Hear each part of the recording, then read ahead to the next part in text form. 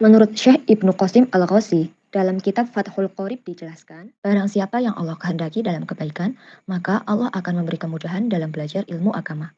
Dari penjelasan Syekh Ibnu Qasim, manakah ilmu yang bukan agama? Matematika, fisika, biologi, dan lain-lain, ini termasuk ilmu agama, bukan ilmu umum, sebagai bukti dari sebagian ilmu falak diimplementasikan pada ilmu matematika yang saat ini diajarkan di sekolah-sekolah umum.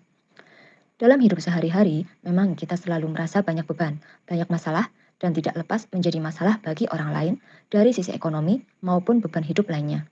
Tapi, jika kita tidak terima atas suasana, situasi, dan kondisi yang sedang kita rasakan saat ini, kita sudah termasuk orang yang ingkar kahanan, ingkar pada situasi dan kondisi yang Allah berikan. Untuk menyikapi hal ini, perilaku sabar, syukur, dan ikhlas harus ada dalam diri kita, bahkan sebagai prinsip hidup agar Allah ridho pada hidup kita. Setelah Allah ridho, maka Allah berkehendak pada kita untuk selalu berada dalam kebaikan, istiqomah dalam ridhonya, dan bisa hidup mulia atas kehendaknya. Amin. Cara menerima situasi yang sedang kita rasakan saat ini, menurut Syekh Ibnu Qasim Al-Ghazi juga menjelaskan.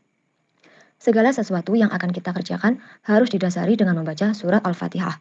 Karena surat Al-Fatihah mempunyai sifat penting bagi seorang mukmin dan menjadi doa di dunia maupun di akhirat sampai akhir kiamat. Dalam kondisi orang-orang masih ingat Tuhannya maupun kondisi orang-orang sudah tidak mengingat Tuhannya. Dalam surat Al-Fatihah, Bismillahirrahmanirrahim, ditulis oleh Malaikat Jibril atas dasar perintah Allah selama 7 tahun tidak selesai. Setelah selesai, Allah mengumpulkan semua makhluknya dari semua golongan termasuk bangsa jin, iblis, dan lainnya untuk menafsirkan lafaz Bismillahirrahmanirrahim selama 2 juta tahun lamanya.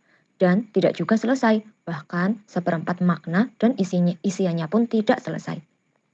Namun umat Nabi Muhammad SAW ketika membaca Bismillahirrahmanirrahim dengan ikhlas, maka ganjarannya seperti membaca Bismillahirrahmanirrahim dalam waktu 7 tahun. Dari sini kita dapat ambil hikmahnya. Jika kita membaca surat Al-Fatihah disarankan diawali dengan ayat Bismillahirrahmanirrahim karena mempunyai sifat penting.